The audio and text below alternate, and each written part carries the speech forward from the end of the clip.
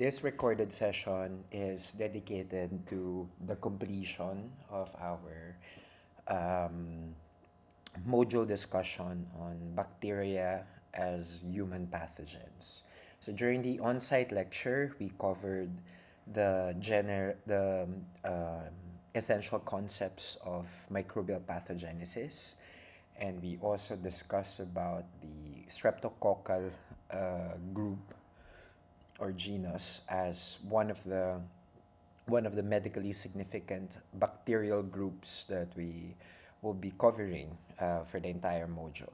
So as agreed last time, I'll be recording remaining sessions on other groups of medically significant bacteria. So in this session, I will complete uh, some more remaining slides for Streptococcus, and then I will also complete a discussion on Staphylococcus, the Staphylococcus group as one of the focus genera for this module.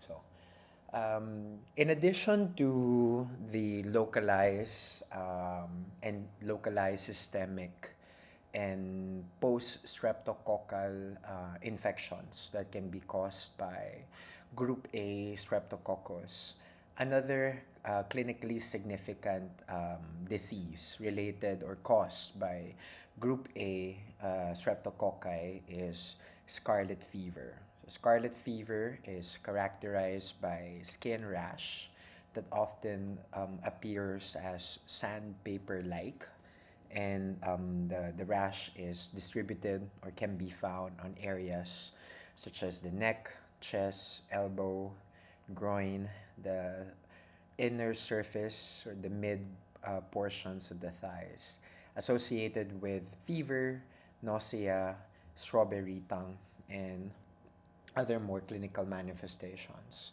So here you can see some visuals to help us have or to have to help us with illustration on what the sandpaper like brushes actually look like. And this one here is the strawberry tongue.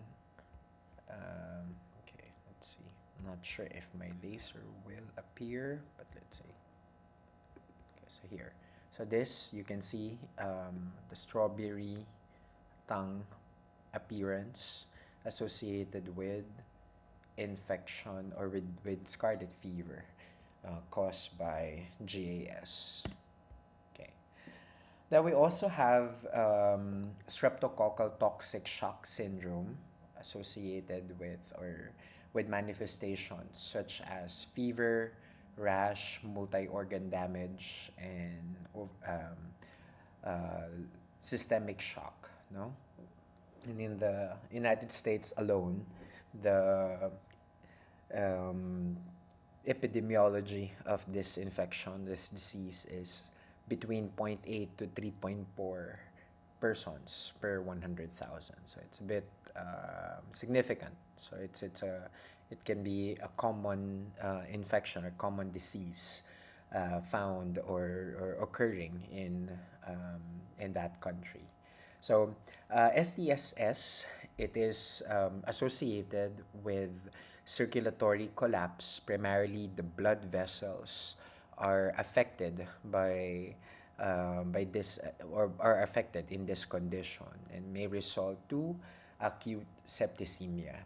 So the blood vessels, they collapse, they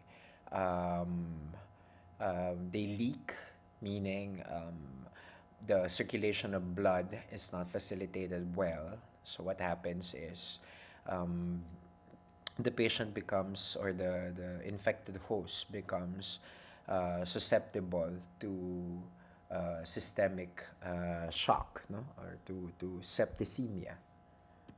Okay. So here are some visuals. So you can see purpura and gangrene associated with STSS. So purpura is when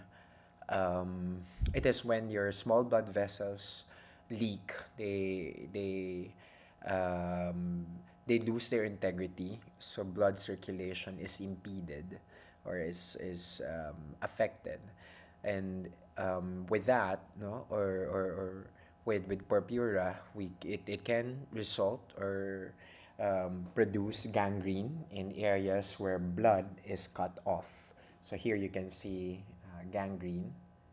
So the area is beginning to darken. This limb portion is beginning to darken.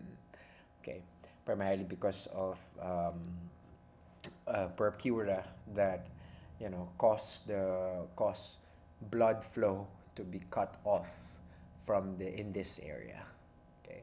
Also, you can see in this picture inflammation, reddish swelling or red colored swelling associated with red coloration.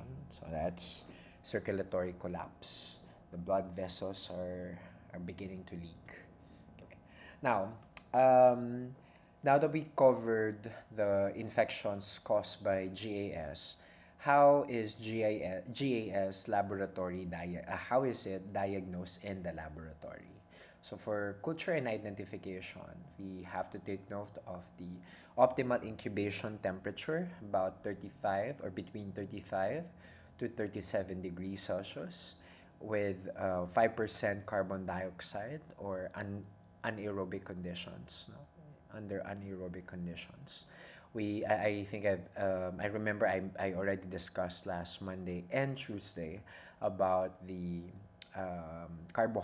about the Landsfield grouping. So there are commercial kits for rapid identification of the antigen type related to Landsfield grouping. So the rapid antigen detection is carried out via agglutination. There are specific antibodies that bind to the antigens specific to the Landsfield grouping. And what we normally typify are groups A, B, C, F, and G. But take note that the serological testing is not 100% correlated for specific Landsfield groups like A, C, and G. Okay. Now, aside from the carbohydrate type as antigenic typing or the specific carbohydrate specificity that dictates Landsfield grouping. Another trait that we can use to verify the presence of group A beta hemolytic streptococcus is susceptibility to a specific antibiotic, which is bacitracin. So um, Streptococcus pyogenes can be well differentiated from other non-group A beta hemolytics, other Landsfield groupings under beta hemolytic, because they have increased sensitivity to bacitracin. So individual colonies that when you grow them on a spear culture on blood agar, on sheep blood agar, and you have a disc containing certain concentration of bacitracin, 0.04 units. No, after incubation for the specified temperature and aerobic conditions or anaerobic conditions, you'll appreciate a zone of inhibition surrounding the disc of bacitracin, and that indicates susceptibility of the strain. So that indicates group A, Streptococcus pyogenes. Okay. Now we move on to the last group, last genus for discussion in this recorded lecture. So we have the Staphylococci, which is normal microflora of the skin. About 20 to 40% of healthy people possess Staphylococci in their skin, especially in the nasal area, the anterior nasal area, the mucous membranes of the nasal area. Morphologically, at the cellular level, Staphylococci appear as grape-like clusters, and they are catalase positive, which is a good differentiating phenotype when we're trying to rule or trying to identify if the causative agent of the infection is a streptococcus or a staphylococcus. So streptococcus is catalase negative, while staphylococci are catalase positive. They are most of them, or the species, the genus are mostly facultatively anaerobic, and they're very resistant. They're very um, tolerating of different stresses. They can resist heat and drying. They can persist for long periods of time on fomites. For example, no, so fomites, to review everyone, are inanimate objects where pathogenic microbes may stay or pathogenic microbes may aggregate. So fomites can serve as a transmission source, a reservoir for pathogenic microbes, pathogenic bacteria. So an example of a fomite is your laboratory gown. So in the lab, or you're only supposed to wear a laboratory gown inside the teaching laboratory. You should not be wearing your laboratory gown outside the designated area where it should be worn. So you don't use it as a coat or whatever when you go out of the laboratory setting or the laboratory rooms, no? Because you might catch uh, staphylococcus from the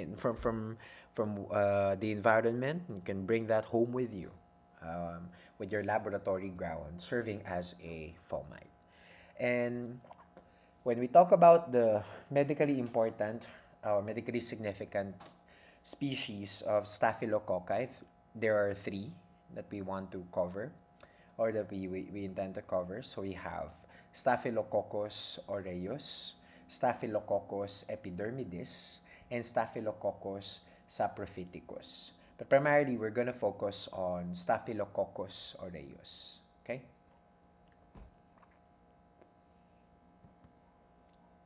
So, to differentiate the three groups or the three species, we can look at their different characteristics, such as coagulase production, mannitol fermentation, production of DNAs, and novobiosine resistance, colony color, and hemolysis. No?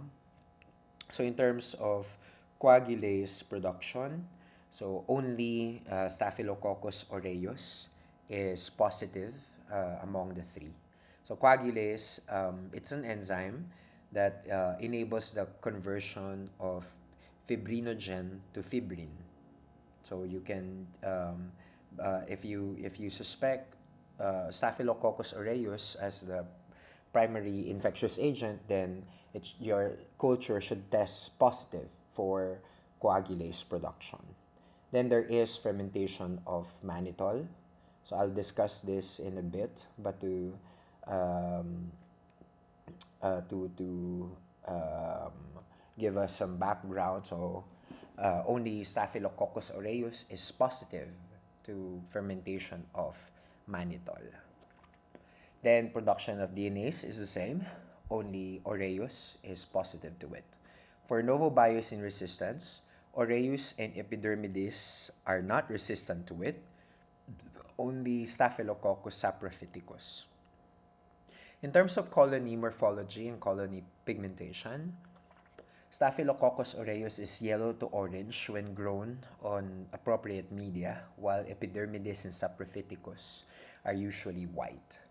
And lastly, for hemolysis, only Staph aureus is able to hemolyze blood cells. Okay. Among the gram-positive cocci, okay, take note that the catalase negative ones are species under Streptococcus, while the catalase positive ones can be divided into three. We have the Micrococcus, the Planococcus, and the Staphylococcus.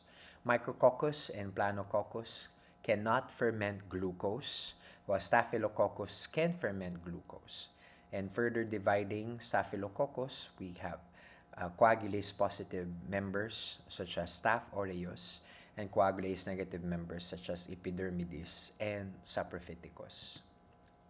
Now, in terms of cultural characteristics, usually we grow them in aerobic conditions, like the most streptococci, but they can also grow in anaerobic conditions. But a major phenotype change will be the absence of pigmentation for the case of Aureus. Temperature range is between 6 degrees to 44 degrees centigrade. Optimum is at 37, 35. So similar with the body temperature. So mesophilic, Staphylococcus medically significant Staphylococcus species are mesophils. The range of temperature is between pH is between 4.2 to 9.3, with the optimum set at neutral pH. They can grow easily in simple liquid media, especially with use of minimal base such as nutrient broth and peptone water. They grow best at 37, but they form pigment best at room temperature, 20 to 25 degrees Celsius. Appearance of the colonies is characterized as round, convex, diameter is about 4 millimeters. They have smooth, glistening surface and butyrous consistency. In blood agar plates, the Staph aureus actually got its species epithet aureus, meaning yellow, from the carotenoid pigment produced when they are grown in blood agar plates. Optimum temperature at 22 in the presence of oxygen for pigment production. In McConkey agar without crystal violet, they will appear small to medium pink colored colonies. And in mannitol salt agar, colonies surrounded by yellow zones due to mannitol fermentation is expected. So here, let's take a look. So MSA, it's a selective differential medium for the staphylococci. So a little background about this medium. MSA, mannitol salt agar, contains mannitol as the differential medium. So mannitol is a sugar, it's a sugar alcohol. And as I already mentioned, Staph aureus is the only one capable of fermenting mannitol, not epidermidis or saprophyticus. So when you grow them on MSA, the three Staphylococci species, you'll appreciate that only Staph aureus will ferment mannitol. So fermentation of mannitol will yield products that will change or that will be indicated by the pH indicator of the medium, which if I am not mistaken, is phenol red. So phenol red will change its color from red to yellow. So that indicates mannitol fermentation. So here you can see this plate here, the yellow colored one, is positive for Staphylococcus aureus. Okay. On blood agar plates, here we see ATCC 25923 type specimen or type strain for Staphylococcus aureus. The colonies appear medium to large, opaque, circular, entire margin with cream yellow to gold pigment on nutrient agar. So here, no? On nutrient agar, but this one that you're seeing is blood agar. What we are appreciating here is beta hemolysis by Staphylococcus aureus. So you see surrounding the colonies are clear zones because Staph aureus is able to kill or hemolyze the blood cells. In nutrient agar, okay, the pigmentation, yellow to gold pigmentation will also be dependent on the incubation temperature. Okay, so again, a review. Let's take note of the major characteristics or the major, sorry, not characteristics, but the locations in which the anatomical locations where Staphylococcus aureus can be found. So generally in our skin, in our oral nasal cavities, in our throat, as well as in the gut. Okay. Now, what are the determinants, virulence determinants for Staphylococcus aureus? There are three major groups. So Staph aureus have surface antigens such as polysaccharide A and protein A. The species also express enzymes such as follows: coagulase to proteases, and toxins that can be cytolytic, the hemolytic toxins, leukocidins. They can also express enterotoxins, epidermolytic toxins, and toxins that can enhance shock syndrome, TSST. Okay, so these pathogenic factors of Staphylococcus aureus can be both structural and secretory in nature. So secretory are the enzymes, structural are the surface antigens. Okay. So here in this table, which I think I already presented last time, take note of selected factors, virulence factors that are involved in enhancing cell attachment to the host cell, bacterial attachment to the host cell, enhance persistence in conditions of the human body or the tissue, a specific tissue of choice, factors enhancing evasion of the immune defense or the host defenses, factors that enhance invasion of the tissue, toxin-mediated disease and sepsis, factors affecting or increasing likelihood of sepsis, no? So, and the specific genes that we relate to the structural and secretory virulence determinants that are associated with different pathogenesis, uh, different pathogenesis steps or no no pathogenesis factors that we discussed in general last time. Okay, so let's examine each virulence determinant. So we have surface proteins. The surface proteins, antigenic ones, can promote colonization of host tissues.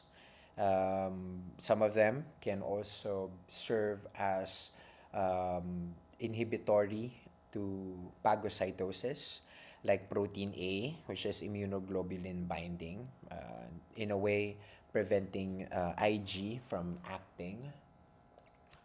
Then we have capsule, of course, secretory extracellular protection for in most cases. Then we also have the toxins that damage host tissues and cause disease symptoms, particularly for the case of the three Staphylococcus species. Coagulase is very important, no? Coagulase negative staphylococci, usually they are less virulent than the coagulase positive ones. So coagulase, uh, as mentioned, as to further look at it, no. So coagulase, it will react with prothrombin in your blood, in the blood of the host, and it will produce a complex. The enzyme will allow the production of a complex which will act as a proteolytic enzyme. It will convert fibrinogen, no, to fibrin, and primarily the effect of that is blood clotting. So clot formation is enhanced in cases of Staphylococcus aureus infection. Okay.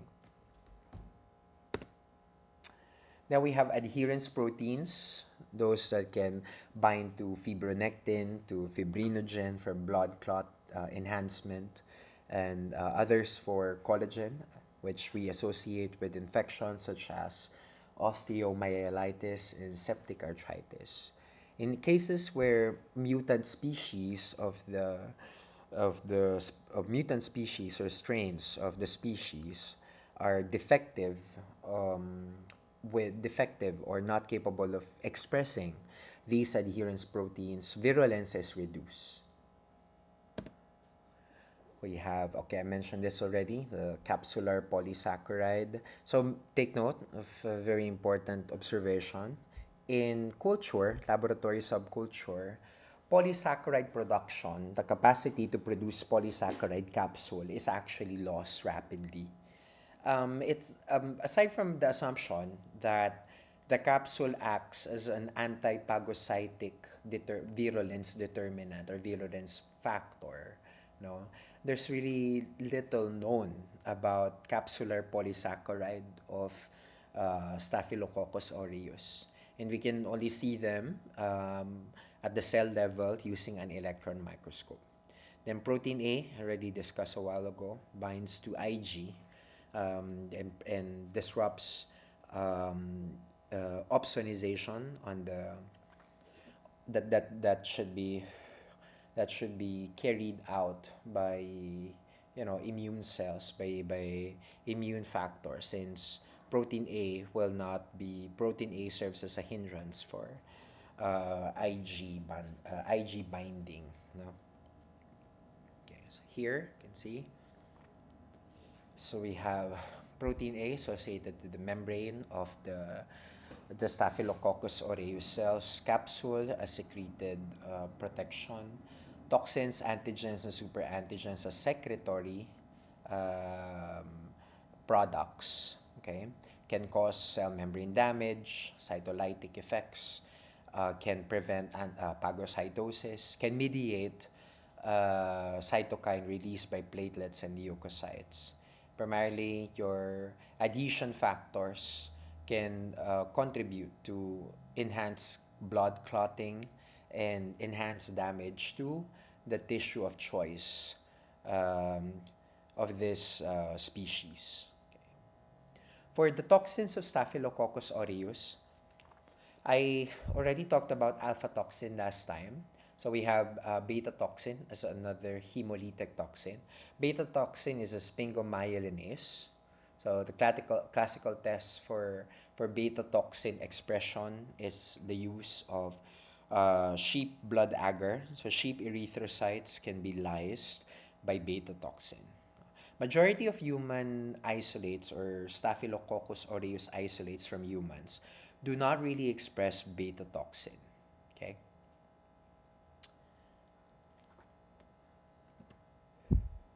Then we also have um, our sigma toxin. Okay, this is sigma.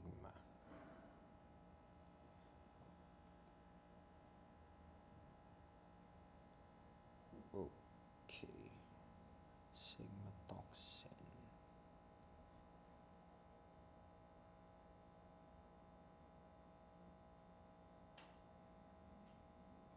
Okay, which is a very small. No, I think no. This is not sigma. This is delta toxin. So delta toxin, which is a very small peptide produced by most Staphylococcus aureus, also produced by Epidermidis and Lugdunensis. Um, we don't know much about the role of this toxin.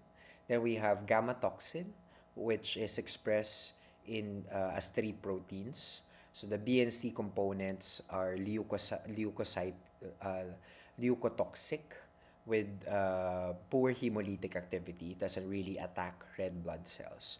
While the A and B components together are hemolytic and weakly leukotoxic. Superantigens, those that can be secreted those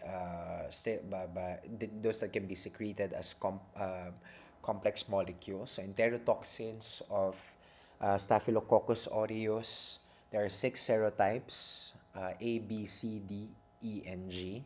These enterotoxins affect mucosal cells, the mucosal tissue of the GIT. So they can cause diarrhea and vomiting when ingested, usually responsible when we're experiencing food poisoning due to Staphylococcus aureus infection. So systemically, these toxins can also cause toxic shock syndrome. No? And the toxins, enterotoxins B and C, they cause about 50% of non-menstrual related TSS. Okay.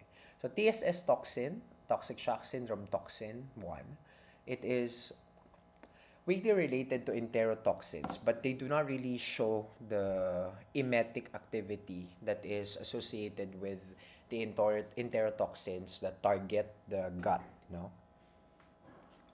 And they're responsible for 75% of shock syndrome, including or in cases even including cases of menstrual related shock syndrome. They can occur as a sequel to staphylococcal infection if an enterotoxin or a TSST1 toxin is released systemically and the host lacks appropriate response antibodies to neutralize the toxins. Can be considered as still a super antigen and associated symptoms when they are systemically distributed or fever, shock, and multi-system involvement, including a desquamative skin rash, no, an epidermolytic effect.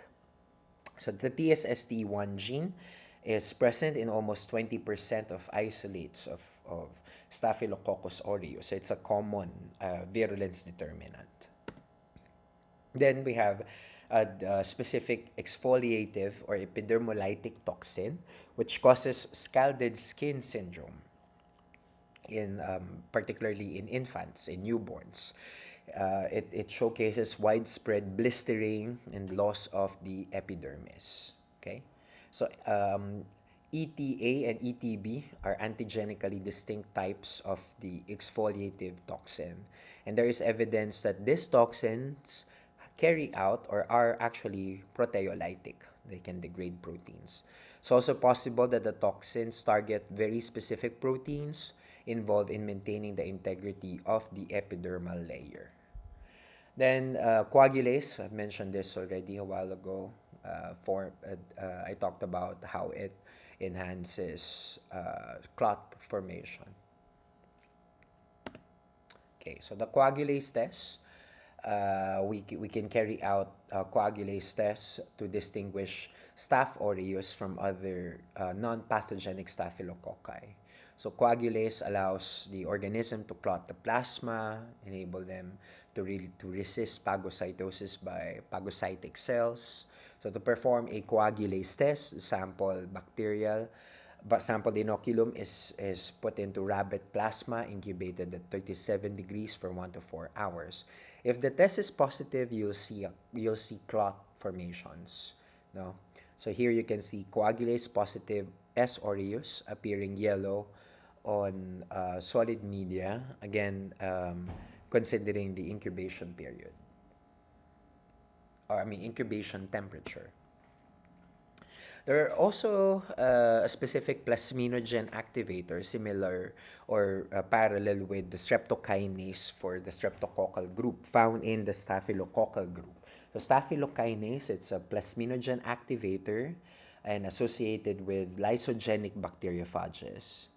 So when expressed, staphylokinase bonds or complexes with plasminogen, and that will activate plasmin-like proteolytic activity, and fibrin clots are dissolved because of since as a kinase, no, it is a proteolytic.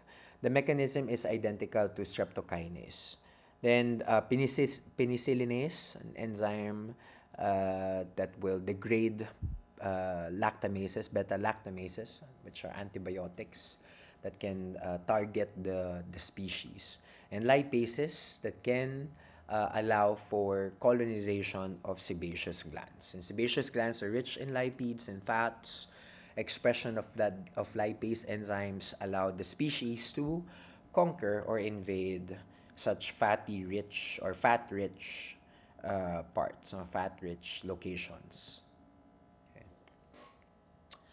Okay, so this is a good summary of the virulence factors associated or determinants possessed by Staphylococcus aureus. and where we can relate them, what kind of infections we can relate them with, no? In the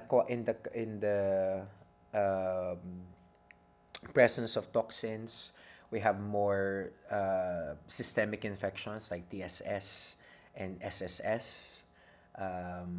In cases of en- uh, enzyme expression or expression of multiple enzyme in virulence enhancing enzymes, hemolysins, coagulases, collagenases, hyaluronidases, and DNases, no? The invasion or the invasiveness of the species is enhanced. Okay. Then for local infections, we have usually the common virulence determinants such as resistance to treatment drugs, to chemotherapeutic drugs. Okay. Now, what kinds of infections are caused by Staphylococcus aureus? They can cause superficial skin lesions such as boils and styes, and localized abscesses in different skin areas. They can also cause deep-seated infections like infection related to bone and muscle, osteomyelitis, and in case of very invasive strains, they can cause endocarditis and more serious skin infections like furunculosis. In the context of nosocomial infections, usually Staph aureus is a causative agent of infections of surgical wounds. No? And on the other hand, no, epidermidis we relate with infection associated with medical devices. Okay. Food poisoning is another a group of infection disease caused by Staphylococcus aureus, primarily the toxins associated or the virulence factors associated are enterotoxins. TSS, we relate with superantigens, enterotoxins, and specific serotypes of these enterotoxins, um, provided that there is systemic distribution of these toxins. Then UTI, especially for the females, okay. The staphylococcal genus, the most important medically significant species is aureus. The other ones are actually infrequent pathogens to humans. So some pictures to help us visualize. So here you can see desquamative skin rash associated with TSS. SSS in newborns, scalded skin syndrome. You can see exfoliation of the epidermis. So we see the associated virulence determinant is the exfoliative epidermolytic toxin with proteolytic activity. Okay, so I already mentioned, so we already discussed about these virulence determinants. Okay. For summary, so we have diseases due to exotoxin release. So we have gastroenteritis, shock syndrome, SSS, due to organ invasion. So here we relate the virulence factors affecting invasiveness, primarily secretory enzymes that can degrade proteins, can degrade fats, and DNA nucleotides. So we have pneumonia, meningitis, osteomyelitis, endocarditis, septic arthritis, bacteremia, and the usual UTI. Here you can see osteomyelitis. So in B, you can see the X-ray radiograph. In A, you can see the the gross appearance of an osteomyelitic foot, osteomyelitic tissue. So you can appreciate the presence of, or we expect to appreciate the presence of pus in the joint, in the space between the the joint of the toes, no? Or the bone joints within the toes.